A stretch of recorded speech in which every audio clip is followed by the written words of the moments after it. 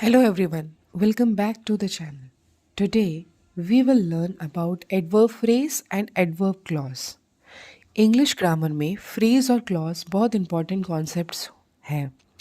आज के इस वीडियो में हम एडवर्ब फ्रेज और एडवर्ब क्लॉज को सिंपल और इजी वे में समझेंगे. सबसे पहले समझते हैं कि एडवर्ब का काम क्या होता है. एडवर्ब किसी वर्ब, एडजेक्टिव या किसी दूसरे एडवर्ब के बारे में एक्स्ट्रा इंफॉर्मेशन देता है, जैसे कि टाइम, प्लेस, मैनर और रीज़न और कंडीशन. एडवर्ब फ्रेज एक ग्रुप ऑफ वर्ड्स होता है जो एडवर्ब का काम करता है, लेकिन उसमें सब्जेक्ट और वर्ब नहीं होते हैं.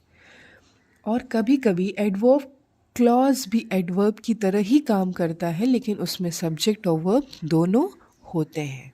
इस वीडियो में हम डिफरेंस, रूल्स, एग्जाम्पल्स और एग्ज़ाम ओरिएंटेड एक्सरसाइजेस भी सॉल्व करेंगे, जो हर एक UPTGT, UPPGT, LT grade, KVS, NVS, school exams, हर एक कॉम्पिटिटिव एग्ज़ाम्स के लिए बहुत यूज़फुल है. तो इस वीडियो को एंड तक ज़रूर देखिए ताकि फ्रेज और क्लॉज का कॉन्सेप्ट परफेक्टली क्लियर हो जाए. तो शुरू करते हैं. शी, देखिए यहाँ पे एग्जाम्पल लिखा हुआ है. Read the following sentence. She sang at sunset. क्या लिखा है कि वो जो है गाना गाई कब? At sunset. A group of words at sunset is phrase. जैसे कि जो ग्रुप ऑफ वर्ड्स है एट सनसेट, ये क्या है? फ्रेज है. Since it does not work of an adverb. ठीक है, ये क्या कर रहा है? ये काम कर रहा है किसका? एडवर्ब का. It does the work of an adverb. It is called an adverb phrase. चूँकि ये adverb का काम कर रहा है, इसीलिए हम इसको adverb phrase कहते हैं. adverb क्या होता है? जो verb या adjective के बारे में बताता है, उसी को हम adverb कहते हैं. और इसीलिए the group of words at sunset, ये जो है वो क्या है? फ्रेज है, because since it does the work of an adverb. चलिए next example. She sang when evening came. ठीक है, जब शाम हुई तो वो गाना गाई. इसमें जो group of words when evening came है, वही हमारा क्लॉज है. क्यों? क्योंकि for it has a subject, क्योंकि वो सब्जेक्ट है इवनिंग और प्रेडिकेट है केम. किसका? इनका खुद का. किसका? क्लॉज का. तो इसीलिए but since it does the work of an adverb, लेकिन चूंकि ये काम करता है एडवर्ब का, इसीलिए हम इसको एडवर्ब क्लॉज कहते हैं. आई थिंक ये क्लियर हो गया होगा आपको कि क्लॉज कब कहा गया है? जब एडवर्ब का अपना सब्जेक्ट और प्रेडिकेट या वर्ब खुद का होता है, तो उसको हम एडवर्ब क्लॉज कहते हैं. अब चलिए हम कुछ एक्सरसाइजेस सॉल्व करते हैं, जिससे बिल्कुल क्लियर हो जाएगा. चलिए देखिए, इसमें पहला क्वेश्चन है, circle the phrase and underline the clause. तो अब इस पहले एग्जाम्पल में ऐसा कि मैंने सॉल्व किया है कि Tarun lives in the house across the road. Tarun जो है ऐसे घर में रहता है जो कि कहाँ पे है? रोड के किनारे है. तो यहाँ पे जो अंडरलाइन वर्ड है, इन the house across the road, ये हमारा इस क्या है? फ्रेज है. क्यों है फ्रेज? ये हमारा फ्रेज है. क्यों? क्योंकि इसमें अपना सब्जेक्ट नहीं है और अपना वर्ब नहीं है, तो ये हमारा क्या हो जाता है? फ्रेज हो जाता है. अब चलिए next example. Preeti was sleeping when we called her. इसमें वेन वी कॉल्ड हर, ठीक है, वेन वी कॉल्ड हर क्या हो गया हमारा? इसमें जो हमारा क्या हो गया? ये हमारा सब्जेक्ट हो गया और कॉल्ड हमारा वर्ब हो गया, और इसी के साथ ये हमारा क्लॉज हो गया. Is that clear? कि Preeti was sleeping when we called her, तो इसमें अंडरलाइन किया हम लोगों ने वेन वी कॉल्ड हर, जिसमें हमारा सब्जेक्ट हो गया वी और कॉल्ड हो गया हमारा वर्ब, और इसीलिए ये क्लॉज है। जैसे कि हम शुरू से पढ़ते हुए आ रहे हैं कि जिसमें हमारा सब्जेक्ट और वर्ब होता है वो हमारा क्लॉज होता है। Now let us move on to the next example. Pratik is a boy who has great courage. Pratik is a boy who has great courage. अब देखिए यहाँ पे जो ये सेंटेंस है who has great courage, इसमें भी हमको साफ साफ हमारा सब्जेक्ट दिख रहा है who,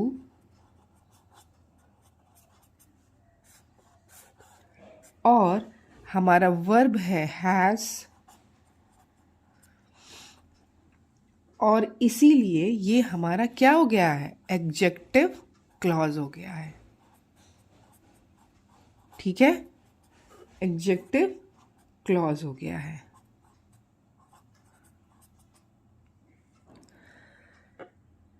now let us move on to the next example. I tried to learn French but in vain. In vain क्या है हमारा, इन वेन। ये हमारा इसमें चूंकि ना ही कोई सब्जेक्ट है और ना ही कोई वर्ब है, इसीलिए ये हमारा फ्रेज हो गया। अब देखिए next example. The cat hid under the table. इसमें अंडर द टेबल ये हमारा प्रीपोजिशनल फ्रेज है, क्योंकि ये टेबल, ये कैट का जो है क्या बता रहा है, location. That's why it is a prepositional phrase, और इसमें ना ही सब्जेक्ट है और ना ही वर्ब है। चलिए अब हम एक दूसरे एक्सरसाइज की तरफ बढ़ते हैं।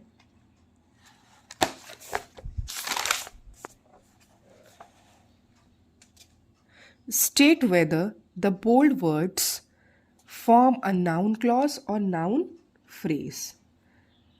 चलिए अब देखिए यहाँ पे she knew that she was unwell, इसमें हमारा कौन सा क्लॉज है, नाउन क्लॉज है। क्यों, क्योंकि शी वॉज हमारा क्या हो जा रहा है, इस नाउन के बारे में बता रहा है, और इसमें जो है हमारा सब्जेक्ट है और हमारा वर्ब है वॉज, और इसीलिए ये हमारा नाउन क्लॉज है। ये हमारा क्या हो गया, नाउन क्लॉज। चलिए next example. He new of his sickness. ये हमारा नाउन फ्रेज है, क्योंकि इसमें ना ही सब्जेक्ट है और ना ही वर्ब है, इसीलिए ये हमारा फ्रेज हो गया।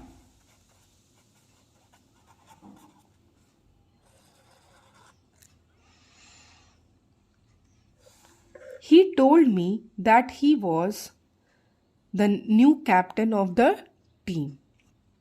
ये हमारा क्या हो गया, the new captain of the team। ये हमारा नाउन क्लॉज है। क्यों है, क्योंकि इसमें हमारा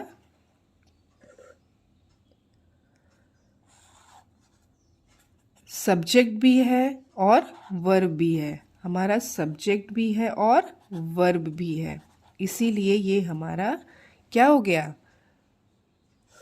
नाउन क्लॉज। अब देखिए, he told me of his selection as the new captain of the team. तो यहाँ पे हमारा नाउन फ्रेज है, क्योंकि यहाँ पे सिर्फ और सिर्फ ग्रुप ऑफ वर्ड्स हैं जिसमें सब्जेक्ट और वर्ब क्या है, नहीं है। Captain of the team.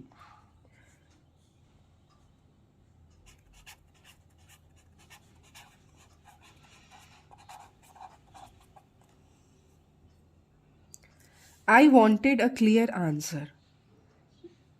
क्या होगा इसमें, ये नाउन फ्रेज है, क्योंकि नाउन है इसमें एज अ मॉडिफायर।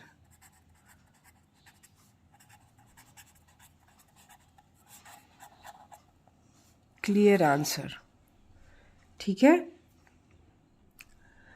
अब चलिए हम लोग बढ़ते हैं अपने नेक्स्ट एक्सरसाइज की तरफ। Underline the adverbial clause. He came late because he missed the bus. ये कौन सा क्लॉज है? ये एडवर्ब क्लॉज ऑफ रीजन है हमारा। Adverb clause of reason.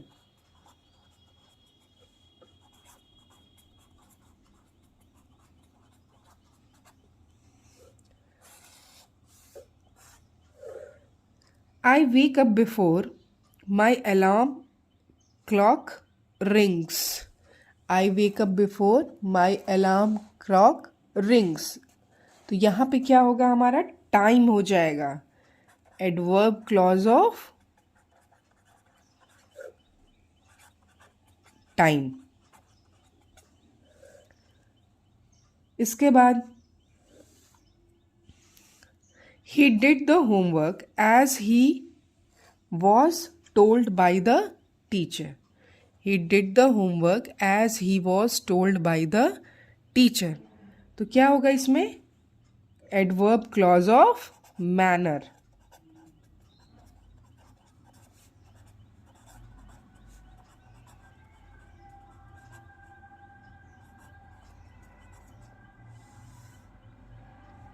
चलिए, when the cold wind start, sorry एक क्वेश्चन।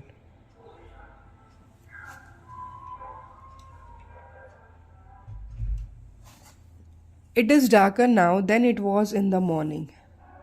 ठीक, इसमें क्या होगा? इसमें हमारा कंपैरिजन हो रहा है।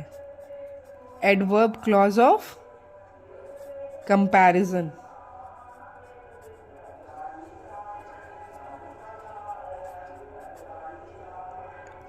डार्कर और मॉर्निंग का कंपैरिजन किया जा रहा है। When the cold wind started blowing, we came inside the house. मतलब टाइम की बात हो रही है। Adverb clause of time. जब कोल्ड विंड स्टार्ट हुआ तब हम घर के अंदर आए। ठीक है। She behaved as if she was a celebrity. ये हमारा हो जाएगा adverb clause of manner. Adverb clause of manner and condition.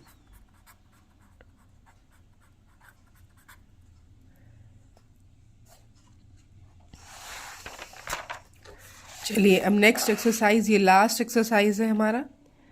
इसमें क्या है? Fill in the blanks with adjective clause. Adjective clause के साथ आपको इस फिल इन द ब्लैंक्स को फिल करना है। तो हम लिख सकते हैं this is the house where I was born. ठीक है, where I was born. Next example, I remember the house which was very old. यहाँ पे लिख सकते हैं हम which was very old. Next, do you like the toy. आप आगे लिख सकते हैं that I bought yesterday.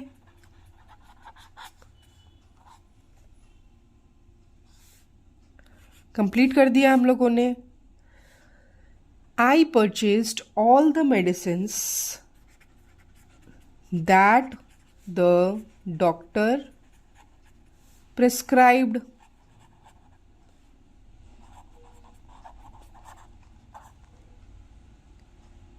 Sorry. Next, the train got derailed near Agra,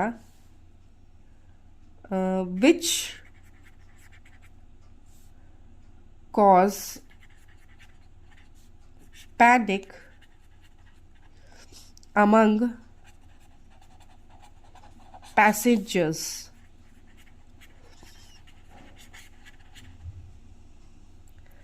ठीक है, और इसी के साथ हमारा ये एक्सरसाइज का जो सेशन होता है वो कंप्लीट होता है। तो मेरे हिसाब से अब आज हमने एडवर्ब फ्रेज और एडवर्ब क्लॉज का कॉन्सेप्ट को डिटेल में समझा। एडवर्ब फ्रेज में सब्जेक्ट और वर्ब नहीं होते हैं और एडवर्ब क्लॉज में सब्जेक्ट और वर्ब दोनों होते हैं। दोनों का काम सेंटेंस में वर्ब एडजेक्टिव या एडवर्ब को मॉडिफाई करना होता है।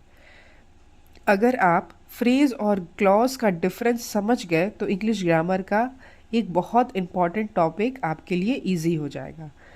अगर इस वीडियो को आप हेल्पफुल लगी हो तो लाइक करिए, शेयर करिए और चैनल को सब्सक्राइब ज़रूर करिएगा ताकि आपको इंग्लिश ग्रामर की और भी एग्ज़ाम ओरिएंटेड लेक्चर्स मिलते रहें।